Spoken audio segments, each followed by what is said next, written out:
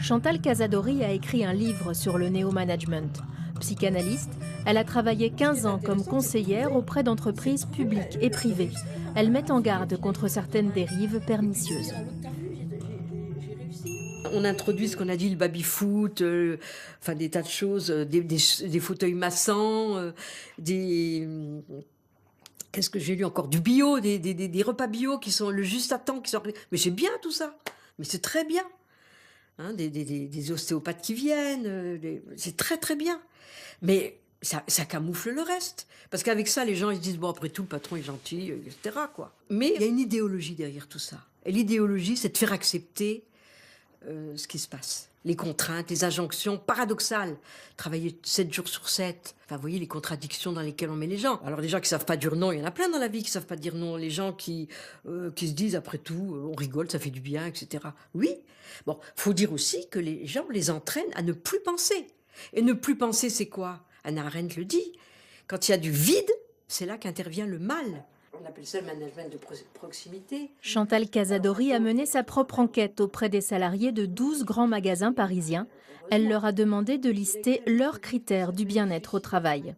9 sur 12, on dit, le rapport bienveillant avec les collègues, le climat social, entre nous. Et tout de suite après, 8 sur 12, la proximité avec notre manager, qui nous soutiennent, qui nous reconnaissent, qu'on puisse compter dessus. On a tous besoin de reconnaissance. On a besoin d'avoir un projet, de s'identifier à son projet et d'être reconnu. À partir de là, la motivation, elle flambe. Alors parlez-nous un petit peu d'abord de votre expérience professionnelle. Vous avez travaillé dans le monde du travail, dans le monde ouvrier? Bien sûr. Alors, j'ai eu la chance d'avoir carte blanche. Un directeur d'une usine importante de 600 personnes m'a demandé d'accompagner les ouvriers qui étaient à la chaîne pour mettre en place des nouvelles méthodes de travail. C'est-à-dire passer de la chaîne à des groupes en îlots, où c'est une autogestion, sur 15 personnes ensemble se débrouillent ensemble. Et Donc, qu'est-ce que vous avez fait justement ah bah avec écoutez, eux? j'ai commencé, j'y suis restée 15 ans et j'ai vu 500 personnes sur 600. Alors, de mon côté, je m'auto-formais avec des livres spécialisés sur la question et je proposais des méthodes, mais on les expérimentait ensemble. C'est-à-dire, alors par exemple, comment on conduit une réunion, comment on gère des conflits, qu'est-ce que ça veut dire communiquer. J'ai même fait des ateliers d'analyse transactionnelle. Enfin, tout ça, c'était très innovant, très nouveau. Ça permettait d'être à l'écoute de la base et de refaire l'interface entre la hiérarchie et ses ouvriers. Et un jour, ils sont venus me voir et m'ont dit, tu sais, c'est super ce que tu fais, mais ils en ont eu besoin tout autant au-dessus. Donc, petit à petit, par vagues successives, tout le monde y est passé. Et c'était très rentable, parce que je pense que si ça n'avait pas été rentable, je ne serais pas resté longtemps. Très rentable et en même temps joyeux, au sens où le travail prenait du sens, il était utile. Les gens disaient, ben oui, on dialogue, on y arrive, heureusement que tu es là. Alors, quand il y avait des problèmes, je frappais à la porte et je disais, il faut qu'on parle. Et j'ai vraiment eu la chance de travailler avec un homme assez exceptionnel qui lui aussi venait du terrain et qui a eu ce poste important et qui m'a fait tout le temps confiance. Mais donc déjà à l'époque, on se préoccupait du bien-être au travail. On pourrait dire ça. Alors c'est plus que du bien-être. Le travail, c'est dur. Le travail, ça fait réfléchir. C'est pas du chacun pour soi. C'est pas tirer dans le dos de l'autre. Donc pour justement faire ce qu'on appelle la coopération, eh bien il faut parler. Et il faut se donner les astuces. Parce qu'on mesure tout le temps le résultat, mais on ne mesure pas ce qui se passe entre la prescription et le résultat. On appelle ça le travail vivant. Et ce travail vivant-là, c'est j'en rêve, je vais chercher les combines, je suis en panne. Donc ça, on ne sait pas combien de temps ça va durer. Mais ça, aujourd'hui, on ne veut rien entendre. C'est-à-dire, aujourd'hui, on est vraiment dans la rentabilité immédiate, on cherche trop rapidement à ce que les solutions soient efficaces. Aujourd'hui, c'est simple, on a des protocoles qu'on suit, qu'on soit dans le soin, dans le public ou dans l'entreprise.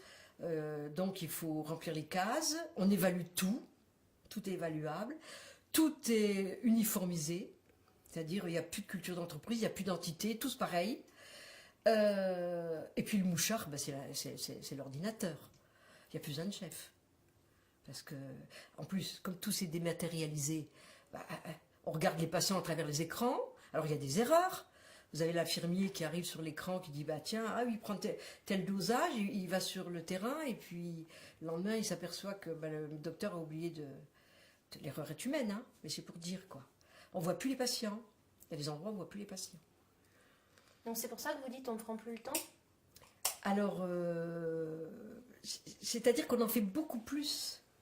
On en fait énormément plus, parce que quand on a 300 mails par jour, ou quand on a, comme j'ai vu encore avant-hier, du retard et que tout le processus de travail est perturbé, et qu'il faut aller vite, etc., parce que la tâche, il faut la faire.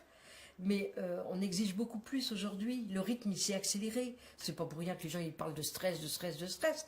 En fait, derrière le stress, il y a quoi? Il y a de l'angoisse. Derrière l'angoisse, il y a quoi? Trop d'angoisse, ça fait quoi? Ça fait des symptômes. Les symptômes, ça fait quoi? Ça peut faire de la dépression, ça peut faire de la boulimie, ça peut faire de l'anorexie, ça fait de la souffrance au travail. Et ça, c'est pas tabou, ça existe. Aujourd'hui, c'est à peine reconnu parce que la loi, elle va pas dans ce sens-là. On a beaucoup de mal pour faire admettre que c'est de la souffrance au travail.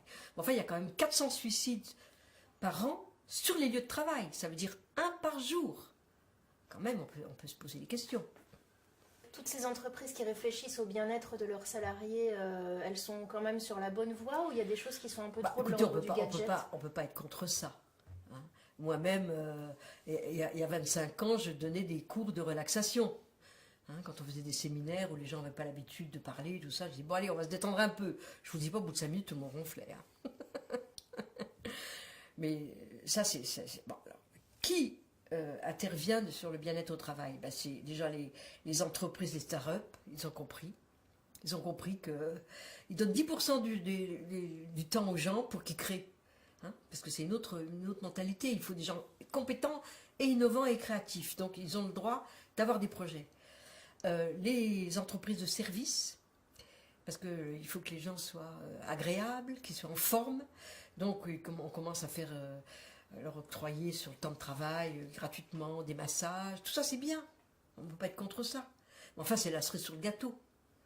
Hein. Alors vous avez d'un côté les psys qui reçoivent les gens en détresse, les gens qui parlent de la difficulté, la souffrance au travail, ils sont pris dans ce qu'on appelle les risques psychosociaux, stress, machin, burn-out, tout ce qu'on veut.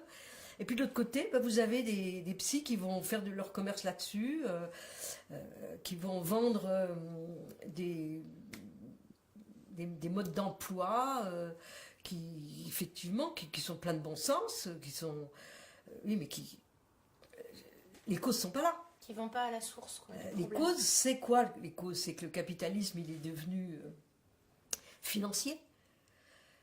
C'est que on délocalise partout. Hein, on vient de le voir à Amiens. C'est que il y a une fusion entre la télécommunication et l'information. Donc l'ordinateur, il a pris toute la place. Et ça, c'est les effets pervers, hein, puisque l'ordinateur, c'est un outil merveilleux. Et puis, surtout, c'est l'organisation du travail par elle-même. L'organisation du travail, elle est faite de façon à plus de gaspillage de temps, du contrôle indirect, de la performance, des exigences qu'on ne peut pas tenir, tout le monde triche parce que c'est pas possible, qualité totale c'est une aberration, personne ne peut être dans la qualité totale, sauf que bon, ça fait partie des attentes. L'organisation du travail, c'est fondamental. Il faut changer ça. Il faut changer aussi les entretiens individuels de performance. c'est devenu des endroits de délation, des endroits de concurrence, des endroits de pousse à jouir au sens destructeur du terme. Il faut changer aussi la normalisation, l'homogénéisation, tout est pareil. Il n'y a plus de culture d'entreprise, on est tous dans le même moule. Et ça contamine le privé. Alors, la peste qui est rentrée partout, c'est le tournant gestionnaire. C'est quoi? Tout est compté. On vous met des bac+2 qui ne connaissent rien au métier et qui vont gérer. Le mot gestion est un mot qui est devenu épouvantable. Hein. Tout manager, c'est gérer les affaires. Dans le sens français, vieux français, c'est faire le ménage pour le bien. Ben là, on manage pour déménager. Hein. On met des gestionnaires qui sont là pour apporter leur tableau, leur logiciel, etc. Et il faut rentrer dans les cases. Quand on voit comment la folie est traitée aujourd'hui, quand on voit comment l'accueil, hein, tout est... et les salariés ils sont pris entre l'injonction de très bien faire et tout le temps l'évaluation derrière. Donc ils sont coincés. Donc qu'est-ce qu'ils sont obligés de faire? De consentir. Parce que la peur de ne pas avoir de boulot, 10 millions de chômeurs quand même, la peur de se retrouver déclassé ou pas faire l'affaire, ça fait quoi? Ça fait qu'ils se soumettent. Ils sont dans ce qu'on appelle la servitude volontaire. Et la servitude volontaire, elle apporte quoi? Une souffrance éthique. Et c'est quoi la souffrance éthique? C'est comment je peux accepter des choses avec lesquelles je ne suis pas d'accord, que je réprouve. Forcément, je tombe malade. Ou alors, si je ne tombe pas malade, eh bien, je me crée des défenses personnelles qui vont du déni au clivage, qui vont sur le plan somatique, on peut aller jusqu'à l'AVC, qui vont sur le plan psychique, aller jusqu'à la tentative de suicide. Donc on est quand même dans un système qui pressurise les gens, alors qu'on vit à une époque où on a des moyens extraordinaires pour pas besoin de travailler 40 heures par semaine, enfin.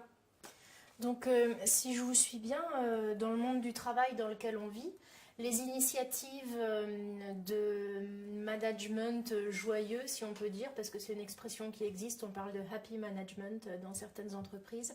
Alors, on se tutoie, on fait des ateliers sportifs dans le temps entre midi et 2 par exemple, on s'appelle par le prénom, voire on met des services pour les salariés, ils ont un parking gratuit, ils ont une crèche pour les enfants, ça c'est bien, mais c'est les Ah non, non, non, je dis pas que c'est bien ça. Ah bon? Ça, je trouve que c'est une forme de perversion. Dans quel sens? Je trouve que on est dans le copinage, la transparence. J'ai même lu un article où on fait le concours des plus beaux bébés. C'est-à-dire comment j'étais quand j'étais petit. On infantilise les gens. Je trouve que ça, c'est absurde. Vous trouvez que c'est une espèce de perversion pour faire accepter ce que vous disiez à l'instant, des contraintes très importantes? Alors c'est pour ça qu'il y a des psys qui vendent comme ça du bonheur, qui vendent des coachs aussi, hein, qui vont apporter leur contribution à un système qui est suicidaire, qui est grave. Alors au fond, qu'est-ce qu'il faudrait pour être dans une situation de bien-être au travail? C'est quelque chose de beaucoup plus profond, c'est trouver du sens. Oui, mais bon, ça c'est des mots qu'on dit partout. Christophe Dejour, dans son dernier livre Le Choix, il nous montre que c'est possible. Parce que c'est un expert, il va sur le terrain et après il est en laboratoire de recherche. Parce qu'il y a des théories et des principes qui sous-tendent ce rapport au travail. Qu'est-ce qu'il faut? Je l'ai dit tout à l'heure, changer l'organisation du travail, arrêter ces entretiens individuels de performance. Voilà. Il faut changer tout ça et demander, le savoir, il est in situ, il est chez les gens. Les gens, ils savent comment faire pour bien travailler. Il faut arrêter de mettre des gens surdiplômés ou des gens qui viennent pour faire croire qu'ils manager. Mais non. Donc les entreprises qui essayent de supprimer ou d'atténuer du moins la structure pyramidale, elles vont plutôt dans le bon sens. Qui essayent de responsabiliser chaque salarié. Le transversal, le pouvoir transversal, l'autonomie. Écoutez, je suis allée faire 12 entretiens là où j'habite à Paris. Donc, la FNAC, bon, sur les Champs-Élysées, plus des petits commerçants. Alors ça va du petit commerçant au moyen ou au grand. Et alors Google a fait une expérience aussi dans le monde entier sur les 180 sites pour réinventer le travail. Ils ont posé la question. Le résultat, c'est le même. Le premier critère, c'est un climat social, psychologique rassurant. Dans les équipes. Hein. Aujourd'hui, on travaille sans les autres. Aujourd'hui, on travaille de façon individuelle. L'individualisme, il est partout. Et comme le travail, il est central, on appelle ça la centralité du travail, effectivement, ça a des retombées sur la famille, sur les enfants, sur nos rapports. Tout le monde est pressé, tout le monde est énervé, on se dit plus bonjour, enfin bon. Et ça empire. Dans l'étude que vous avez faite, donc qui rejoint la grande étude faite par Google, tout étonné. Oui. La reconnaissance, c'est vraiment un point capital. Ah bah oui. Et les gens, ils n'ont pas peur de penser pendant leur week-end au travail en se disant, bon, lundi, je saurai comment faire. Ce qui rend les gens improductifs, c'est parce qu'on se moque d'eux, c'est parce qu'on les marchandise. Puis quand ça ne va pas, on les jette, on les déclasse, etc. Donc, ils se disent, je suis là ou ailleurs. Voilà. Il n'y a plus ce sentiment d'appartenance, il n'y a plus toutes ces valeurs qui faisaient qu'on les fier d'être dans cette usine. Alors évidemment, il y avait des récompenses avant, mais elles avaient un sens. Il y avait une évaluation, elle avait un sens, une fois par an. Ce n'était pas pour se monter contre l'autre ou contre les autres. Là, aujourd'hui, c'est le travail. De toute façon, il suffit de regarder les titres des livres. On a tout compris. Hein. Le travail à cœur, sauver le travail. Voilà, la dépression est devenue la grande... Donc on ne va pas vraiment dans le bon sens, quoi. Pas du tout. Dans le monde de l'entreprise. Pas du tout. Sauf les startups qui, elles ont compris que pour travailler, pour être... il faut innover, etc. Donc il faut du temps pour réfléchir, il faut du temps pour créer. Mais ça camoufle le reste. Parce qu'avec ça, les gens ils se disent, bon, après tout, le patron est gentil, etc. Quoi. Faut arrêter. C'est-à-dire qu'il ne faut pas hésiter d'aller manifester quand c'est le moment, parce qu'il y a quand même, on a bien compris que les bénéficiaires privilégiés de ce système, ce sont les actionnaires. Donc les actionnaires, à l'époque où je travaillais, ils faisaient 8%. La rentabilité d'une entreprise, elle était 8%, elle est passée à 16%. Il y a de la casse.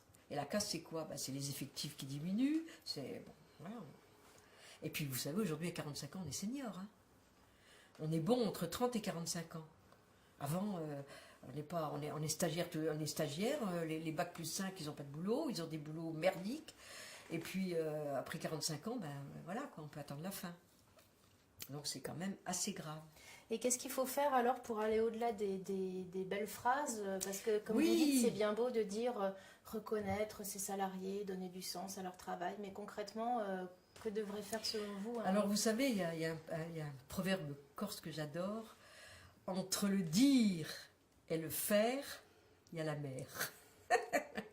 On est médusé quand on regarde les manuels de management écrits par les experts, le fossé qu'il peut y avoir.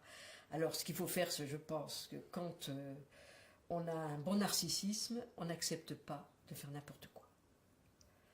Et je pense qu'il y a des gens qui vous embaucheront parce qu'ils verront que vous avez une personnalité, que vous savez ce que vous voulez, on trouvera du travail quand même. Donc la servitude volontaire, non. Bon, ça c'est individuel. Maintenant, effectivement, il faut créer un courant d'opposition, il ne faut pas se laisser faire. Alors évidemment, quand on est frileux, quand on n'ose pas dire non, quand on a ses petits intérêts, etc., on ne va pas bouger. Hein. Et puis on va faire le jeu, ce qu'on appelle la servitude volontaire. Sauf qu'on ne sait pas, c'est comme on a un inconscient, un psychisme, tout ça, ça va se jouer contre nous, d'une manière ou d'une autre. Ça se retourne. Bien sûr, bien sûr. Souffrance au travail, c'est pas un mythe. Hein.